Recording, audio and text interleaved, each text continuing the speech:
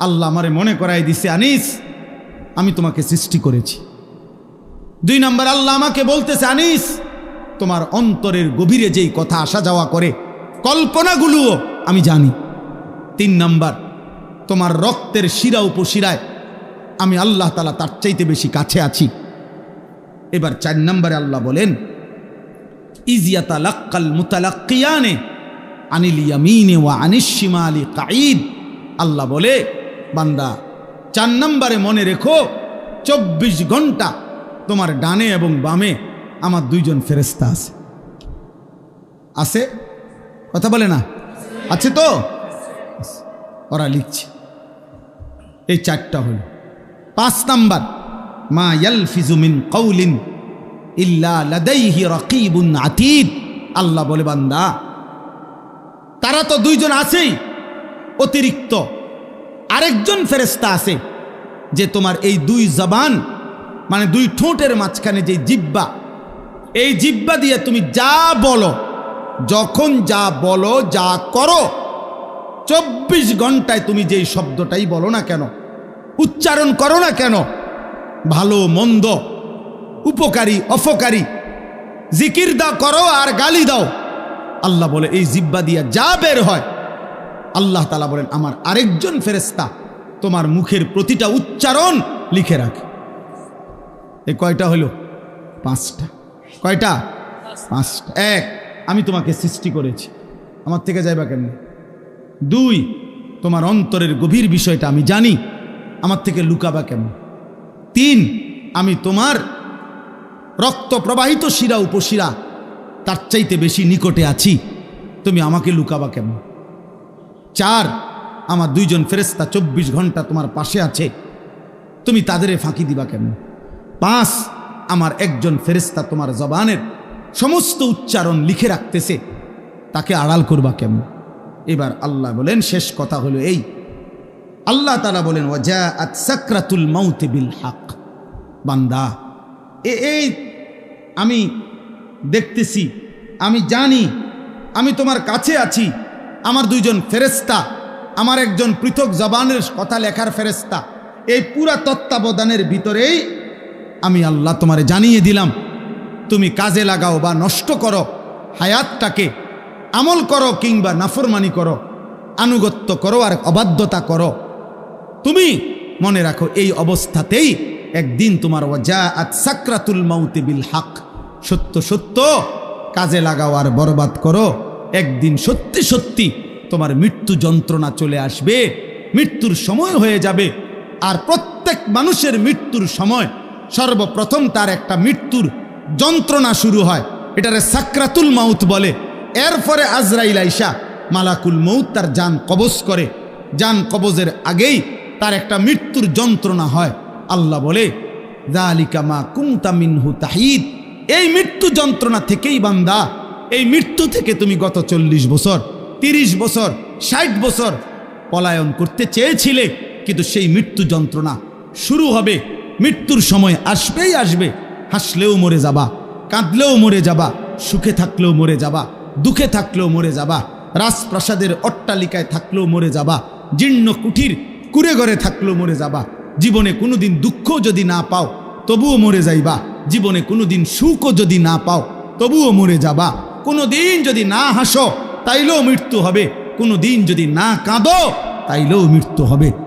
7টা মহাদেশের মালিক হলেও মরে যাবে, কোনো কিছুর মালিক না হলেও মরে যাবে। প্রিয় বন্ধু, শুধু মৃত্যু না ভাইয়া, একটা সাংঘাতিক কথা, এই শেষ কথাটা মনোযোগ দিয়ে শুনেন। সাকরাতুল মাউত মৃত্যু যন্ত্রণা, প্রত্যেক মানুষের মৃত্যুর যন্ত্রণা হবে, এটা আল্লাহর ফয়সালা। সে নবী হোক, উম্মত হোক, পৃথিবীর সর্বশ্রেষ্ঠ নেককার হোক আর পৃথিবীর সর্বশ্রেষ্ঠ কাফের হোক, নাফরমান হোক, মৃত্যু যন্ত্রণা সবার হবে। তিনি নবী হন আর উম্মত হন, মৃত্যু যন্ত্রণা সবার হবে। আমাদের প্রিয় নবী সাল্লাল্লাহু আলাইহি ওয়াসাল্লামেরও সাকরাতুল মাউত মৃত্যু যন্ত্রণা ছিল, বিশুদ্ধ হাদিসের মধ্যে আছে। ইমানদারেরও মৃত্যু যন্ত্রণা হয়, নাফরমানেরও মৃত্যু যন্ত্রণা হয়। বাকি একটু পার্থক্য হইল, ইমানদারের মৃত্যুর যন্ত্রণা যখন শুরু হয়, খুদার কসম ইমানদার তখন খুশিতে আনন্দে উৎফুল্ল হয়ে যায়, আর দিল দিয়া তখন ভাবে আমার বন্ধুর সাথে মোলাকাতের সময় হয়ে গেছে। গত 40 বছর আমি যারে ডাকতাম দিবানিশি, আমার সেই মহান মাওলা আমার মালিকের সাক্ষাতের টাইম হয়ে গেছে। এজন্য মুমিনের মৃত্যু যন্ত্রণা তার কাছে আনন্দকর, মজাদার, তৃপ্তিদায়ক। কারণ সে বুঝে এবার আমার মাহবুব, এবার আমার মাওলা, এবার আমার আল্লাহর সাথে আমার সাক্ষাৎ হবে। কিন্তু প্রিয় ভাই, আমি এই কথাটাই শুধু বুঝাইতে চাই, তাফসীরের মধ্যে আছে কোনো নাফরমানের, কোনো পাপী আল্লাহর প্রতি ঠিক মতো ঈমান নেয় নাই, হারামের উপরে ছিল, চুরি, ডাকাতি, জিনা, ব্যভিচার, মদ, জুয়া, সুদ, ঘুষ, কিস্তি, মা বোন বেপর্দা, বেহায়া, নাটক, সিনেমা, নাচ, গান, অশ্লীলতা, বেহায়াপনা, হারাম উপার্জন, এভাবে যে ব্যক্তি জীবন কাটাইছে, একটা উদাহরণ শুধু তাফসীরের মধ্যে লিখছে। ভাইয়া, এই উদাহরণটা শুধু শোনো, ছেলেরাও, বাবারাও, আমিও। এই পৃথিবীতে যদি কেউ, কিতাবে লিখছে যে 900 বছর একটানা, মনে করেন কেউ পৃথিবীতে হায়াত পাইছে, কয়শো বছর? এই 900 বছর সে আল্লাহর নাফরমানি করছে, আল্লাহর অবাধ্যতা করে গেছে। কিন্তু 900 বছরে 1 সেকেন্ড কোনোদিন তার কষ্ট হয় নাই, কোনোদিন সে কোনো দুঃখ, কষ্ট, বেদনা পায় নাই। মনে করেন, ধরে নেন 900 বছরে কোনোদিন কষ্ট কাকে বলে, দুঃখ কাকে বলে, যন্ত্রণা কাকে বলে সে বুঝে নাই, সে বুঝে নাই। খোদার কসম, তাফসীরের মধ্যে লিখছে, এমন ব্যক্তি 900 বছর টানা নাফরমানি করে কিন্তু কোনোদিন যে এক বিন্দু কষ্ট পায় নাই, ওই ব্যক্তিরও 900 বছর পরে যখন মৃত্যুর যন্ত্রণা শুরু হবে, আল্লাহর কসম, কসম খোদার তাফসীরে লিখছে, 1 সেকেন্ডের মৃত্যু যন্ত্রণা শুরু হলেই ওই নাফরমান তার 900 বছরের দুনিয়ার বেঁচে থাকার হায়াত, সুখ আর আনন্দ 1 সেকেন্ডেই ভুলে যাবে। কবরের আযাব পরে, জাহান্নামের আযাব পরে, হাসরের আযাব তো পরে মিয়া। এই মৃত্যু যন্ত্রণার 1 সেকেন্ডেই সে তার সুখের দুনিয়া সব ভুলে যাবে। এজন্য 60 বছরও যদি নারী দেখো, ছবি দেখো, হারামের উপরে থাকো, হারামখোর, মৃত্যুর প্রথম সেকেন্ড তোমার দুনিয়া ভুলাই দিবে। মৃত্যুর প্রথম সেকেন্ড। ইমানদারের মৃত্যু যন্ত্রণাই যেখানে ভয়ানক, নাফরমানের মৃত্যু যন্ত্রণা কেমন? আমার কাছে কিতাব আছে, ওয়াজাআত সাকরাতুল মাউত বিল হক, আরবি কিতাব, এই কিতাবের নামে এটা। ওই কিতাবের মধ্যে লিখছে, নবীজির একজন বিখ্যাত সাহাবী হযরত আমর ইবনুল আস, ওনাকে জিজ্ঞেস করা হয়েছিল মৃত্যুর পূর্বে, ওনার ছেলে আব্দুল্লাহ ইবনে আমর ইবনুল আস, ছেলেটাও সাহাবী ছিল। উনি জিজ্ঞাসা করছে যে, আব্বা, আপনি তো নবীজির একজন বিখ্যাত সাহাবী, এই মৃত্যুর পূর্ব মুহূর্তে মৃত্যুর যন্ত্রণা, সাকরাতুল মাউত আপনার কাছে কেমন লাগতেছে? নবীর সাহাবী বলতেছে, ইয়া বুনাইয়া কাআন্না জিবালাদ দুনিয়া আলা সদরি ওয়া কাআন্নি আতানাফাসু মিন সাকবিল ইবরা। সাহাবী বলে, বাপ, ছেলেরে আমার, মৃত্যুর এই পূর্ব মুহূর্তে সাকরাতুল মাউত, মৃত্যু যন্ত্রণাটা আমার কাছে মনে হচ্ছে এই পৃথিবীর সমস্ত পাহাড় আমার বুকের উপরে চাপা দিয়া রাখছে। কাআন্না জিবালাদ দুনিয়া আলা সদরি, আর আমি যেন একটা সুইয়ের ছিদ্র দিয়া, সাকবিল ইবরা, সুইয়ের ছিদ্র দিয়া আমি যেন নিঃশ্বাস নিতেছি। আমার কাছে মৃত্যু যন্ত্রণা এমন মনে হয়েছে। হযরত নূহ আলাইহিস সালাম 950 বছর দুনিয়াতে ছিলেন, ইমানদার নবী। ওই কিতাবে লিখছে, নূহ নবীকে মৃত্যুর পূর্বে জিজ্ঞেস করা হয়েছিল, যখন ওনার মৃত্যু যন্ত্রণা শুরু হয়েছে, ওনারে বলছিল যে, হে নবী নূহ, আপনি দুনিয়াতে কতক্ষণ ছিলেন, কতদিন ছিলেন দুনিয়া? উনি বলছে, আমার মনে হইতেছে এক ব্যক্তির একটা ছোট্ট ঘর ছিল, যেই ঘরের 2টা দরজা, এক দরজা দিয়া ঢোকে, আরেক দরজা দিয়া বাইর হয়। উনি বলেন, আল্লাহর কসম, আমার মনে হয়েছে আমি যেন দুনিয়ার হায়াতে এতটুকু ছিলাম যে এই ব্যক্তির এই ঘরের এই দরজা দিয়ে ঢুকছি আর ওই দিক দিয়ে বাইরে। এই কদ্দুর আমার মনে হইতেছে। অথচ কয় বছর? 9.5 বছর। উনি বলতেছেন আমার এখন কখন? সাকরাতুল মউতের সময়। প্রিয় ভাই, নবীর যদি হয় এমন, সাহাবার যদি মনে হয় এমন, তো তোমরা যারা নামাজ পড়ছো না দোস্ত, তোমাদের কি মনে হবে? হারামখোর আপনার কি মনে হবে? এই সুদখোর, কিস্তিখোর, হারামখোর, কেমনে মৃত্যুর ওই প্রথম সেকেন্ডের যন্ত্রণা কেমনে সইবেন? আম্মা জান আয়েশা রাদিয়াল্লাহু তাআলা আনহা বলছে, রাসূলুল্লাহ সাল্লাল্লাহু আলাইহি সাল্লাম সাকরাতুল মউতের সময় নবীজি সাল্লাল্লাহু আলাইহি সাল্লাম বারবার পানি দিয়া নিজের হাত মুবারক, নিজের চেহারা মুছতেছিলেন আর বলতেছিলেন, আল্লাহুম্মা আইন্নি আলা সাকারাতিল মউত। নিষ্পাপ নবী, মাসুম নবী, এক যাররা যার কোনো গুনাহ নাই, সেই নবী রাহমাতুল লিল আলামিন নবী, তিনি আল্লাহর কাছে বলতেছিলেন মৃত্যুর পূর্বে, আল্লাহ মৃত্যুর এই যন্ত্রণার মুহূর্তে আপনি আমার সাহায্য করেন। নবীজির দোয়া, এটা বিশুদ্ধ হাদিস। নবীজি বলতেছিলেন, বারবার কালেমা পড়তেছিলেন, লা ইলাহা ইল্লাল্লাহ ইন্না লিল মাউতি সাকারাত। আল্লাহ আপনি ছাড়া কোনো ইলাহ নাই, আল্লাহ মৃত্যুর বড় যন্ত্রণা, মাওলা মৃত্যুর বড় যন্ত্রণা। আপনি কে? আমাদের কি হবে ভাইয়া? এই শেষ আমার কথা, শেষ আমার। চাচারা, বাবারা, হ্যাঁ, আপনার আমল আপনি ঠিক করেন। 60 বছর বিড়ি খাইতে খাইতে কবরে যাইবেন, একটা গরু জবাই করে গেরাম খাবাইয়া আমনেরে বেহেস্ত দিয়ে দিব। হ্যাঁ হ্যাঁ, 41 দিনের দিন গেরাম খাবাইয়া 3 গরুর রূপে বর করে আমনে বেহেস্ত যাইবেন গা। কি ভাবছেন চাচা? মস্কারি নাকি? আখেরাত মস্কারি, আখেরাত খামখেয়ালি। আমনের 60 বছরের সুদ, আমনের 60 বছরের কিস্তি, আমনের 60 বছরের বিড়ি, আমনের 60 বছরের গালি, আমনের 60 বছরের টেলিভিশনের নাচ গান, আপনার 60 বছরের নাটক সিনেমা দেখা, আপনার 60 বছরের চা দোকানের আড্ডা, 40 দিন পরে মানুষ 200 মেহমানদারি কইরা খালাস করলো, খালাস।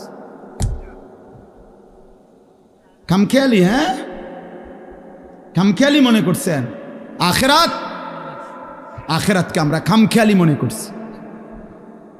অসুবিধা নাই মানে ওটা মনে করছে অসুবিধা নাই, আমার ফুতাইতে আছে, গরু জবাই করে গেরাম খাবাইব। হ্যাঁ, গরুর ফিডেও বার করে উনি ব্যস্ত যাবো গা। হ্যাঁ হ্যাঁ, গরুর পিঠে করে বেহেস্তে চলে যাবে উনি। দয়া করে ভাবতে শিখেন, দয়া করে ভাবতে শিখেন, দয়া করে ভাবতে শিখেন। আপনার ঈমান, আপনার আমল, আপনার সেজদা। আমি প্রত্যেক দিন বলি, আজকে ওই শেষ কথা বলে গেলাম। আমি অসংখ্যবার এই কথা বলি যে বাপ ভাই, দুনিয়ার ঘর আমনে একা না হইল, আমনে পুরা শেষ করতে না পারলেও অসুবিধা নাই, যে দূর পারেন রাইখা যান, বাকিরা আইসা করবে। হয়তো দাদা বিট বাঁধা গেছে, বাফে আইসা হয়তো সার ডালাই দিছে, এরপরে ফুতে আইসা চারিদিকের ইট গাইথা রুম দরজা জানালা সব ঠিকঠাক করে এখন থাকে। এরম হইতে পারে যে 3 পুরুষ মিল্লা একটা বাড়ি হয়তো ঠিক করছে, মাটির উপরের দুনিয়ার ঘর তো এটা সাজাইতে পারে এমন। কিন্তু আমার শেষ কথা, কবর নামের ওই ঘর, মাটির নিচের যেই ঘর, আপনার ঘর যদি আপনি না সাজাইয়া যান, খোদার কসম আমনের ফুত নাতি সাজাবে না। আল্লাহ তাআলা বলছেন এটা এক মানুষের উপরে সবচেয়ে বড় শাস্তি। 2টা থাপ্পড় দেওয়া তেমন কিছু নেই, একটু পরে ডইল্লা স্বাভাবিক হয়ে যায়।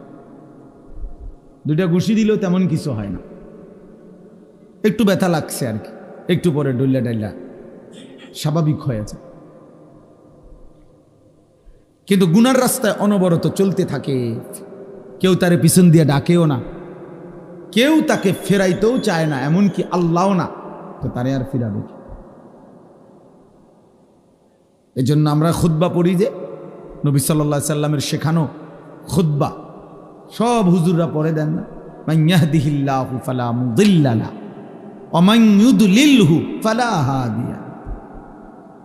এ ওয়াজের শুরুতে এটা পড়ে দেখেন না, অর্থ হলো আল্লাহ যাকে হেদায়েত দেয় তাকে কেউ পথভ্রষ্ট করতে পারবে না, আল্লাহ যাকে গুমরাহ পথ হারা করে দেয় তাকে কেউ হেদায়েত দিতে পারবে না। আব্দুল কাদের জিলানী রে বাইকটা যদি বড়ি বানাইয়া দেয় এরপরও হবে। বাইজিদ বোস্তামিরে যদি বাইকটা তারা যদি ট্যাবলেট বানাইয়া দেয় তাইলেও হবে। এই জন্য ভাইয়া এটা খুব গুরুত্বপূর্ণ যে আমার যেন এমন মুসিবত না হয় জীবনে, গুনাহকে এত লম্বা করতে নাই যার কারণে আল্লাহ তাআলা দিল শক্ত করে দিয়েছে।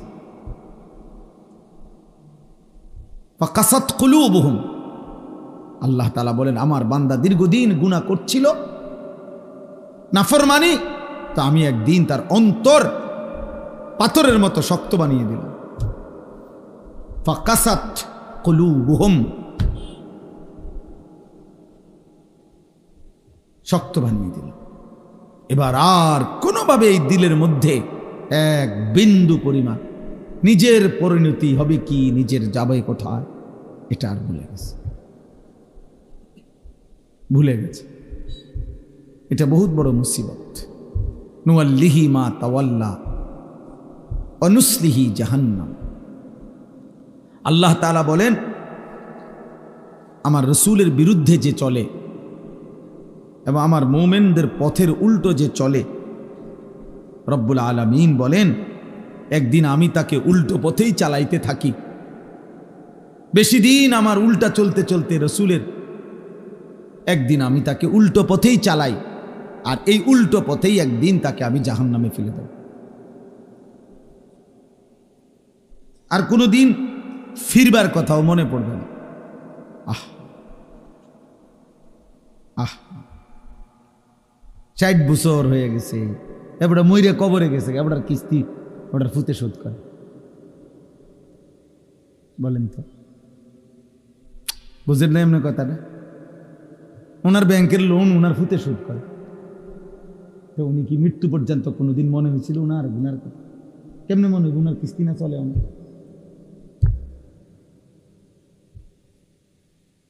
বলে ওনার সুদ, ওনার কিস্তি ওনার ফুতে শোধ করে। স্বামী মারা গেছে, বউয়ে, আমি জানি এরকম খবর, বউয়ে বাজারে দোকানদারদের কাছে আইটা স্বামীর সুদের টিয়া উঠে, বউয়ে বোরকাঘাত দিয়া পর্দানসীন সুদ কর, পর্দা করে, বোরকাগাও দিয়ে সুদের টিয়া উঠে। আস্তাগফিরুল্লাহ, আস্তাগফিরুল্লাহ, আস্তাগফিরুল্লাহ। পর্দার কোনো দোষ নাই, বোরখারও কোনো দোষ নাই, দোষ হলো তোমার আখলাকের, দোষ তোমার আখলাক। আমি একজন বলছে যে দাড়ি রেখে মিশা কথা কয়, আমি না দাড়ি রেখে তো মিশা কথা বলা যায়, অসুবিধা কি? দাড়ি রেখে মিশা কথা বলা যায় না? কথা বলেন না কেন? মিথ্যা বলা কবিরা গুনাহ নেই, তো এই শেভ করলে যায় তো তো আর কি, মিথ্যা কথা তো আলাদা জিনিস, এটা লাগে দাড়ির লোক আমি এটা লাগাইছেন কিন্তু। মিথ্যা কথা বলা এটা সে বলা হোক আর দাড়ি বলা হোক সবার জন্যই তো হারাম, তো এটা আমরা দাড়ির লোকে লাগাইছেন কিন্তু। হ্যাঁ রোজা রেখে মিশা কথা কয়, তো রোজা রেখে মিশা কথা বলে অসুবিধা কি? মিশা কথা কি রোজা ছাড়া যায় যাচ্ছে নাকি? কথা বোঝেন নাই? এটা রোজার লাগাম না, মিথ্যা কথা লাগাইছেন কিন্তু। রোজার সাথে তো এটার সম্পর্ক না, আখলাকের সাথে সম্পর্ক। এই জন্য আপনি যদি বলেন যে বোরকা পরে মিশা কথা কও, না না বোরকা পরে মিশা কথা বলে সমস্যা কি? মিথ্যা বলা হারাম, সবার জন্যই হারাম, সব অবস্থায় হারাম। এজন্য এটা জরুরি বিষয়, এটা বহুত ভয়ানক বিষয়। আমি এটাই দেখাইতে চাইছিলাম। এই দেখেন, ওয়ালা ইয়াকুনু কাল্লাযীনা উতুল কিতাবা মিন ক্বাবলু ফাতালা আলাইহিমুল আমাদু ফাকাসাত কুলুবুহুম ওয়া কাসীরুম মিনহুম ফাসিকুন। আল্লাহ বলে আমার মুমিন বান্দারা ওই ইহুদিদের মতো, ওই বেঈমানদের মতো হইও না, যারা এত বেশি পরিমাণ আমি তাদেরকে আসমানি কিতাব দিয়েছিলাম, কিন্তু আমার আসমানি কিতাবের ওহীর হুকুমকে প্রত্যাখ্যান করে লম্বা লম্বা স্বপ্নের আশা, স্বপ্নের জাল বুনে তারা নিজেদের আশা পরিপূর্ণ করতে হালাল হারামের মিশ্রণ করে চলতে লাগলো। ফলে আমি একদিন ফাকাসাত কুলুবুহুম, তাদের অন্তর পাথরের মতো মজবুত করে ফেলব। এইবার আর পাক নাফাক হালাল হারাম, জায়েজ না জায়েজের কোনো অনুভূতি জাগে না। মাকেও দেখে, নিজের বোনকেও দেখে, রাস্তার মহিলাকেও দেখে, বিবিকেও দেখে, টেলিভিশনের নর্তকীকেও দেখে। মানে এই নাফরমানের কাছে হালাল হারামের কোনো পার্থক্য নেই। ওর কাছে ওর বিবি আর টেলিভিশনের মহিলা বরাবর। নিজের বউরও দেখে, সিনেমার নর্তকীরও দেখে, বরাবর বরাবর। ও তার মাকেও দেখে, অন্যের নারীকেও দেখে, বরাবর বরাবর। এই স্বভাব জানোয়ারের স্বভাব, এই স্বভাব কুকুরের স্বভাব। কুকুরের কাছে পাক নাফাক আলাদা কিছু নেই। কুকুর মানুষের ফেলে দেওয়া খাবারও মুখ দেয়, পায়খানাতেও মুখ।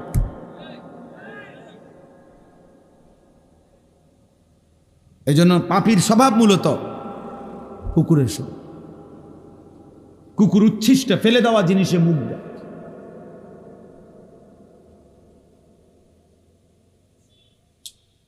আল্লাহ আমাদেরকে বুঝ দান করেন।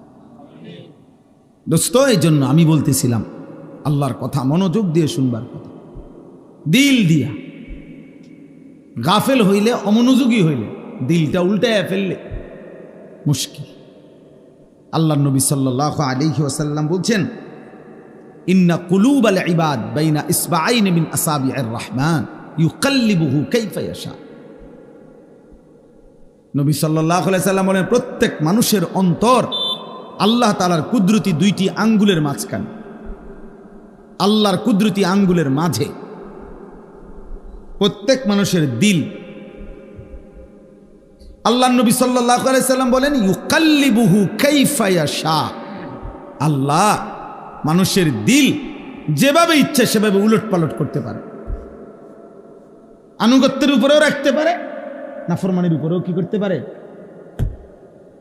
এই জন্য আমাদের প্রিয় নবী সাল্লাল্লাহু আলাইহি ওয়াসাল্লাম, নবীজি সাল্লাল্লাহু আলাইহি ওয়াসাল্লাম খুব বেশি যেই দোয়াগুলো পড়তেন, এর মধ্যে একটা দোয়া ছিল এটা। নবীজি বেশি বেশি এই দোয়াটা পড়তেন, ইয়া মুকাল্লিবাল কুলুব সাব্বিত কলবি আলা দীনিক।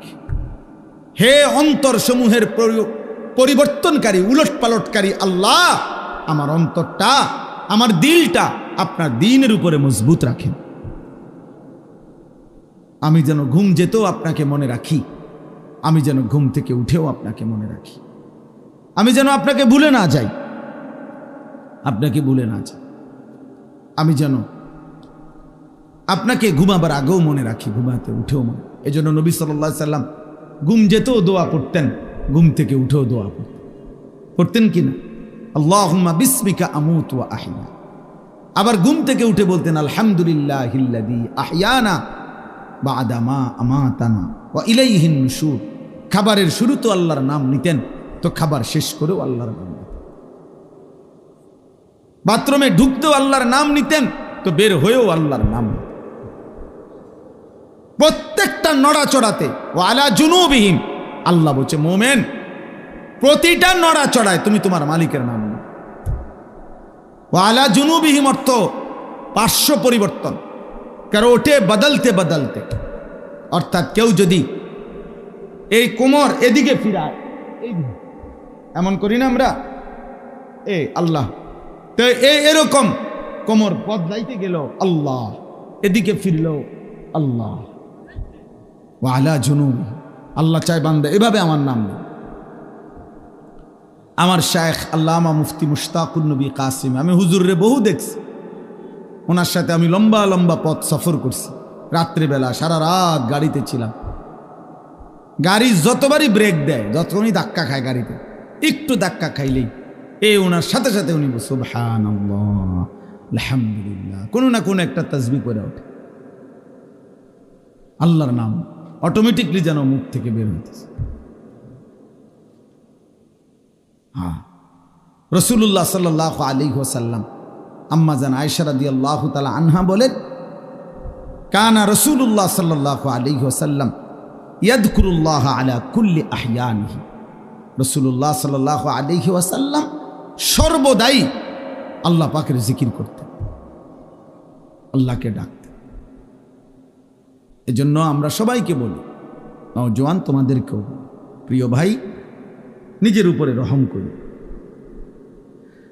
একটা 24 ঘন্টার দিন তোমার জীবন থেকে পার হইলে তোমার সময় বদলে যায়, তোমার হায়াতের কিছুটা পরিবর্তন হয়। 12 বছর বয়সে তুমি যেমন ছিলা, আজ 16 বছরে তুমি তেমন না, আর একটু মজবুত হইছ, আর একটু শক্তিশালী হইছ। তাহলে অতএব প্রতি সেকেন্ড, প্রতি ঘন্টা আমরা অনুভব না করলেও আমাদের পরিবর্তন হয়। জিন্দিগির তো পরিবর্তন হয়, শরীর স্বাস্থ্যের তো পরিবর্তন হয়, কিন্তু ঈমান আমলের কি হালাত? ঈমান আমলের কি হালাত? প্রতিদিন একই রকম, প্রতি বছর একই রকম, প্রতি সপ্তাহ একই রকম। এটা দুর্ভাগ্য ছাড়া আর কিছু না। একদিন সুখে কিংবা দুঃখে, আনন্দ কিংবা বেদনায়, হাসি কিংবা কান্নায় আমরা কিন্তু কবরে চলে যেতে হবে। এই আজকে শুধু আমি এটাই বলতে চাই, আমি যে 4টা আয়াত পড়ছি, কোরআনুল কারীমের 26 নম্বর পারা, 50 নম্বর সূরা, সূরায়ে কাফ। এই সূরার 4টা আয়াত, 16, 17, 18, 19, এই 4টি আয়াত মূল বক্তব্য হলো আল্লাহ তাআলা বলতেছেন 2টা কথা। একটা হলো বান্দা 5টি জিনিসের তত্ত্বাবধানে তুমি আমার আসো, প্রতিটা বান্দা তোমরা আমার 5টি জিনিসের তত্ত্বাবধানে আছো, নিয়ন্ত্রণে। এটা একটা কথা আল্লাহ বলছেন এখানে। আরেকটা বলছেন, এই তত্ত্বাবধান, এই নেগ্রান, এই পর্যবেক্ষণ, এই অবস্থার উপরেই একদিন সত্য সত্য তোমাদের মৃত্যুর যন্ত্রণা শুরু হবে, আর তোমাদের মৃত্যু হবে, তোমরা কবরে চলে যাবে। এই কথাটা আল্লাহ এখানে বলছে। 1 নম্বরে আল্লাহ বলছেন, ওয়ালাকাদ খালাকনাল ইনসান।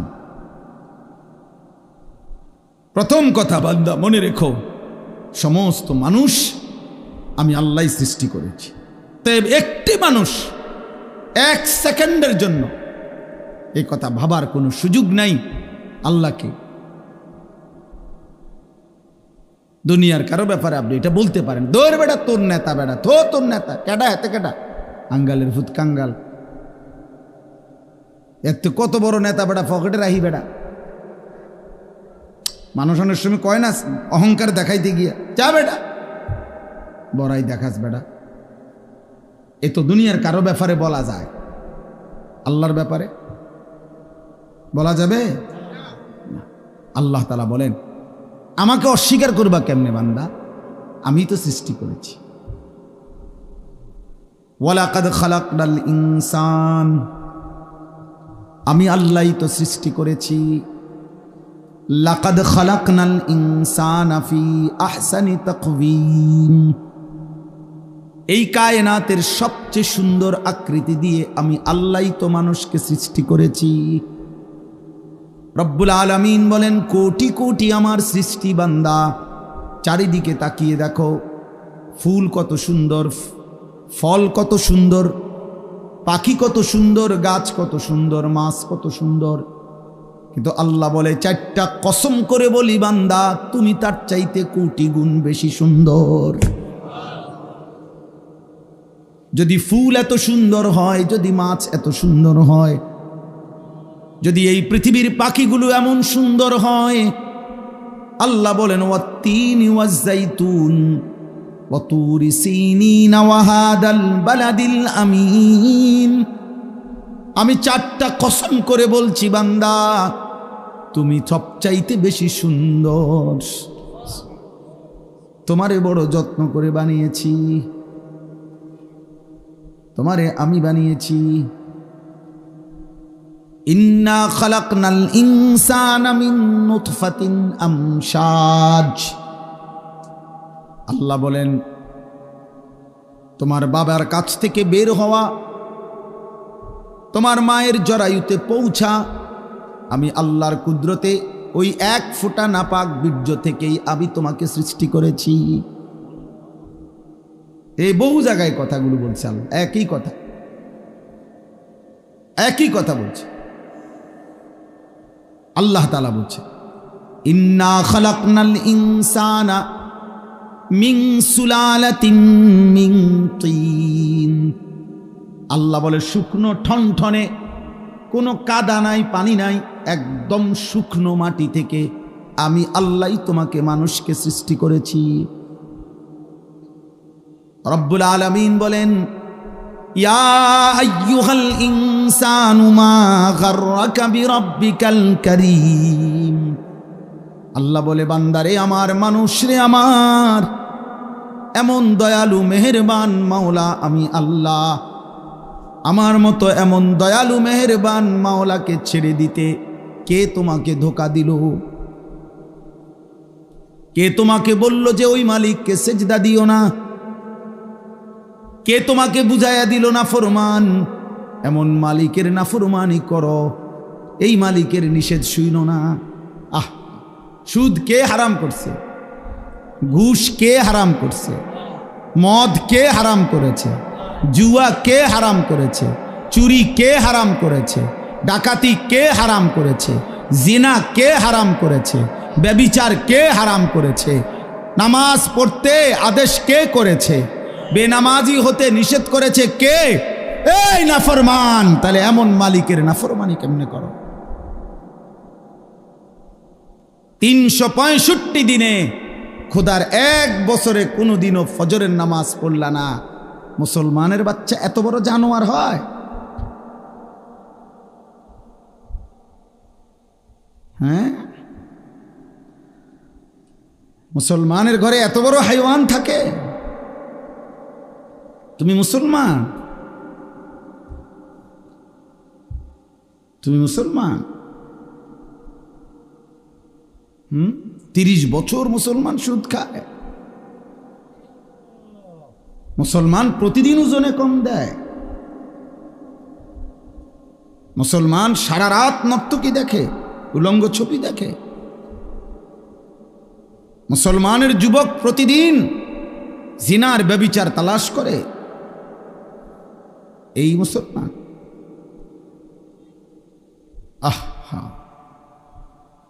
আমার কাছে কিতাব আছে, মিসালি নওজোয়ান, উর্দু কিতাব।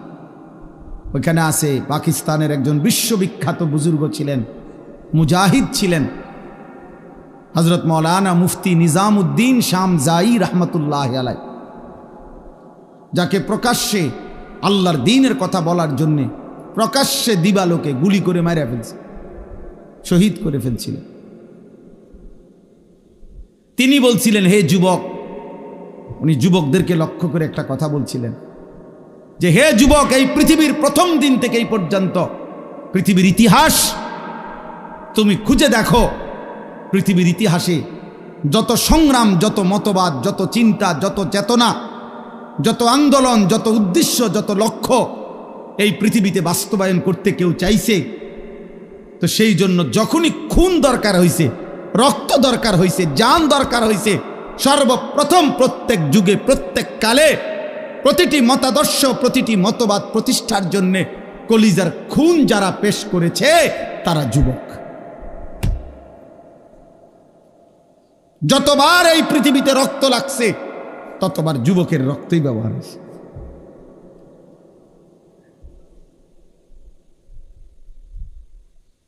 নওজোয়ানের রক্তই খুনই ব্যবহার। এজন্য যুবকের রক্ত বড় দাম, যুবকের ঘন্টার বড় দাম, যুবকের সেকেন্ড বড় দাম। আল্লাহ বলছেন, আমি ওকে নিজে শক্তি দিছি। আল্লাহুল্লাযী খালাকাকুম মিন দুআফিন। আল্লাহ বলছে, আমি তোমাকে প্রথম সৃষ্টি করেছি দুর্বল শিশু। সুম্মা জাআলা মিন বাদি দুআফিন কুওয়া। সেই দুর্বল শরীরে আমি আল্লাহই দিয়েছি শক্তি, যৌবন। সুম্মা জাআলা মিন বাদি কুওয়াতিন দুফান ওয়া শাইবা, আবার সেই শক্তি সামর্থ্যবান শরীরে আমি আল্লাহ আবার দিয়েছি দুর্বলতা এবং বৃদ্ধ। এই জন্য নওজোয়ান, কথা তো ছিল তোমরা ইসলামের জন্য লড়বা, কথা তো ছিল তোমরা আল্লাহর দ্বীনের জন্য কথা বলবা। আহা, এমন সুন্দর জীবন তোমরা, শত শত যুবক একেবারে ঠান্ডা মাথায় পরিকল্পিতভাবে বুঝে শুনে এমন সুন্দর রাত, হায়াত, দিন, ঘন্টা, নারী দেখতে দেখতে, ছবি দেখতে দেখতে, মোবাইল দেখতে দেখতে, অশ্লীল উলঙ্গ দৃশ্য দেখতে দেখতে, অনাদরে অবহেলায় এমন সুন্দর ঘন্টা, মিনিট, সেকেন্ড শেষ করে দিচ্ছে। আহা, ঠিক হলো না এটা। এই পৃথিবী গড়বে কে? তাই ইসলামের জন্য কিছু করবে কে? তাই আল্লাহর দ্বীনের জন্য কিছু করবে কে? বাপ, সারা পৃথিবীর মজলুম মুসলমানকে কে বাঁচাবে? বাপ, মাহাদির পক্ষ হয়ে লড়বে কে? তাইলে দাজ্জালের বিরুদ্ধে লড়বে কে? আল্লাহর দ্বীনের জন্য বুক সোজা করে দাঁড়াবে কে? তাই তোমরা তো আমাদেরই সন্তান। তোমাদের যাদের বয়স 16 বছর, আমার 16 বছরের সন্তান আছে। আমার প্রথম সন্তানের বয়স 16 বছর। অতএব তুমি আমার সন্তান। তুমি ভেবে দেখো তো, রাসূলুল্লাহ সাল্লাল্লাহু আলাইহি ওয়াসাল্লামের 2 জন বিখ্যাত সাহাবী, কিশোর সাহাবী, একজনের নাম ছিল সামুরা ইবনে জুনদুব রাদিয়াল্লাহু তাআলা আনহু, আরেকজনের নাম ছিল রাফি ইবনে খাদিজ রাদিয়াল্লাহু তাআলা আনহু। 2 জনই কিশোর। কিশোর বলা হয় করিবুল বুলুগ, কিশোর বলা হয় এই 13, 14, 14.5, 15-র আগে, মানে যার বীর্যপাত শুরু হয় তাকে বলে যুবক। এর আগের টাইমটারে, এর আগের 1-1.5 বছর 2 বছরের কয় কিশোর। যার উপরে গোসল ফরজ হয় তার আগের সময়টাকে বলে কিশোর। ওনারা 2 জন ছিলেন কিশোর সাহাবী। বদরের যুদ্ধের দিন 2 জনেই ওনারা যুদ্ধের ময়দানে, তো রাফে ইবনে, 2 জনেই আসছে লাইনে, কিন্তু রাফে ইবনে খাদিজ উনি একটু চালাকি করিয়া লাইনে যখন দাঁড়াইছে, তো বৃদ্ধাঙ্গুলির মধ্যে, সরাসরি হাদিসে আছে, বৃদ্ধাঙ্গুলির মধ্যে উনি একটু ভর দিয়া নিজের লম্বা দেখাইছে। ফলে উনার অনুমতি হয়ে গেছে ওই সাইজ দেখা, যে হে লম্বা আছে, ঠিক আছে, সমস্যা নাই, হ্যাঁ লগে মিলে। কিন্তু এই সামুরা ইবনে জুনদুব উনি আর এটা তো বোঝে নাই, উনি এমনি স্বাভাবিক দাঁড়ায় আসছিল। ফলে উনারে একটু ছোট মনে হয়েছে, তো উনারে সরাই দিছে মানে লাইন থেকে। উনি যখন বুঝছে ওনারে আর নিবে না, তখন উনি ওনার আব্বা কে বলছে, বাবা আপনি নবীকে বলেন আমারে তো নিবে না কয়। অথচ জানেন আব্বা, ওরে যে নিছে রাফে ইবনে খাদিজকে, ও আমার লগে কুস্তিতে পারবে না, কুস্তি লাগলে আমি ওরে হারাই লেতে পারো। আপনি কোন নবী? আমার শক্তি বেশি, আমি সাইজে ছোট। আল্লাহ নবী সাল্লাল্লাহু আলাইহি সাল্লাম শুনে অবাক হয়ে গেছে, বলছে আচ্ছা তো লাগো তো দেখি। তো সত্যি সত্যি সামুরা ইবনে জুনদুব রাফে ইবনে খাদিজকে কুস্তিতে হারাইয়া ফেলছে। আল্লাহ নবী সাল্লাল্লাহু আলাইহি সাল্লাম 2 জন কিশোর সাহাবীর জিহাদের আগ্রহ দেখে 2 জনকেই অনুমতি দিয়ে দিছে। দোস্ত আমার, এ তো ইতিহাস, এটা গল্প না। একটা মাহফিলের আয়োজন হয়েছে, আর আমরা কিছু কথা বললাম, আর আপনারা শুধু 2-4 বার সুবহানাল্লাহ কইয়া চলে গেলেন। না রে বাপ, এতটুকুর জন্য মাহফিল না। একটু বিবেক জাগানো, অনুভূতি জাগানো, আখিরাতের ফিকির জাগানো, পরকালের ভয় তৈরি করা, নিজেদের দায়িত্ব, কর্তব্য, আত্মপরিচয়। যে পরিচয় জানে না ভাইয়া, তার চাইতে বড় বদনসিব, হতভাগা আর কি। কোনো বাসের মধ্যে যদি কোনো প্যাসেঞ্জার উঠে, কন্ডাক্টর যদি বলে ভাড়া দেন, কই নামবেন? এই প্যাসেঞ্জার যদি বলে আমি জানি না আমি কোথায় নামবো, তোমার যেখানে ভাল লাগে তুমি নামাই দিও।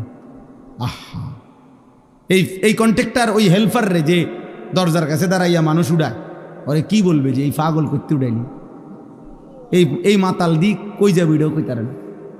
বলবে কি না বলো ভাই, এই বলো না।